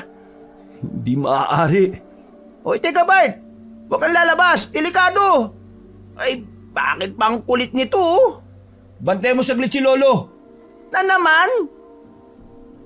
Lakad takbo na naman ang ginawa ni Juancho para lang hanapin si Anita. Gaya kung paano niya ito hinahanap nung nawala ito nung dumating ang kanyang ama. Pero sa pagkakataong yon, hindi niya na mapigilan ang namumuong luha sa mga mata niya. Ang buong akala niya ay hindi niya na makikita pa si Anita, pero natagpuan niya ito sa ilog. Walang kaabog-abog na nakatayo sa harapan ng isang malaking nilalang na may pakpak. Hindi niya dinig ang pinag-uusapan ng dalawa dahil sa lakas ng agos ng talon. Pero napansin niya ang kakaibang kilos sa paligid. Pamilyar yon sa kanya, ang mga kawal ng ama ni Anita. Naroon lang sila sa paligid at tila nakabantay. Nang bigla na lang umatake ang nilalang. Sinubukan nitong sakupin si Anita gamit ang kanyang malalaking pakpak, pero isang nakasisilaw na liwanag ang bigla na lang sumabog. Kasabay noon ay parang nilamon ng liwanag ang nilalang na may pakpak. Umangil pa ito ng nakakakilabot bago tuluyang naglaho. Anita! Anita, ayos ka lang? Anita, bakit ganyan ang itsura mo? Patawad, Juancho. Kailangan kong ilabas ang halimaw na ito para harapin si Ina. Walang problema. Maayos pa yan. Kaming bahala ni Lolo. Halika na, umuwi na tayo. Aalamin ko kaagad ang pangontra. Bakit tayo mo maglakad? May masakit ba sa'yo, ha? Bubuhatin kita. Nangako ko kay Ama. Sa oras na protektahan niya ako laban kay Ina, sasama na ako sa kanya. Hindi ko pa kaya mag-isa, Juancho. At ito lang ang paraan para hindi na bumalik pa si Ina sa mundo ninyo at guluhin kayo ng dahil lang sa akin. Pero wala na siya, di ba? Nakita ko. Hindi. Nagkakamali ka. Hindi siya nawala. Binalik lang siya ni Ama sa kung saan siya dapat. Pero hindi ba? Ang akala ko. Wala nang ibang paraan, Juancho. Ayoko pa ding mamatay. Marami pa akong gustong gawin. Patawarin mo ko. Maraming salamat sa lahat. Mamimiss kita. Anita, huwag kang umalis. Pakiusap. Noon lang naramdaman ni Juancho na parang wala siyang silbi. Ni hindi niya magawang protektahan si Anita kaya ama niya ang gumawa nun. Bilang kapalit, kinailangang sumama ni Anita sa kanila. Tulala habang nakaluhod. Ganoon ang itsura ni Juancho nang abutan siya ng bukang liwayway. Nakatungo pa din siya sa lugar kung saan nawala sina Anita. Hindi makapaniwala na hindi na sila ulit magkikita. Tuluyan nang nawala ang banta sa kanilang baryo at unti-unti ay bumangon ang mga nakatira doon. Habang si Juancho ay hindi na gumaan ng dibdib. Sa tuwina ay tumatambay siya sa ilog. Nagtayo na nga siya ng munting kubo doon. Sa likod ng isip niya ay umaasa pa din siya na bibisitahin siya ni Anita doon. Kung ako sa iyo, Bard, ituon mo na lang sa ibang babae ang atensyon mo. Wala eh. Hindi ka lang biktima ng wrong timing. Maling mundo at maling pagkatao din. Sobrang tragic naman yung love life mo. Naranasan mo na bang malunod sa hanggang tuhod lang ang tubig? Ha? Sabi ko nga, titigil na ako eh. Sige, alis na pala ako. Magpapapogi pa pala ako. May bailihan sa plaza mamaya eh. Pumunta ka kung ayaw mong pagsisiyan. Madaming chicks doon, galing sa Maynila at ibang dimensyon. Ano? Ang ibang dimensyon? Ha? May sinabi ba akong ganon? Nabibingi ka na yata, Bard. Kaiisip mo yan kay Anita eh. Gaya ng nakasanayan, Pagkatapos kumain ng hapunan at masigurong maayos na ang kanyang lolo Andoy, muling nagtungo si Juancho sa ilog. Nagsindi siya ng bonfire at mag-isang ininom ang tuba na stock niya doon. Hindi naman siya nagpapakalasing. Gusto niya lang talagang antukin para makatulog. Nakatulala siya sa bundok habang unti-unting iniinom ang laman ng baso niya nang may maramdaman siyang presensya sa likuran. Hindi na siya nag-abalang lingunin ito. Alam naman niyang si Palma lang yun. Oh, ano Bard? Walang nakikipagsayaw sa'yo, ano? Sinabi ko naman sa'yo eh. Walang taga-Maynilang babae ang magkakatipo sa'yo kahit anong ligo pa ang gawin mo. Alam mo, mabuti pa. Samahan mo ako mag-inom dito. Para ka pa rin bata kung mang-asar sa kaibigan mo, Juancho. Biglang napalingon si Juancho at napangiti sa narinig niyang pamilyar na boses ng babae. Wakas!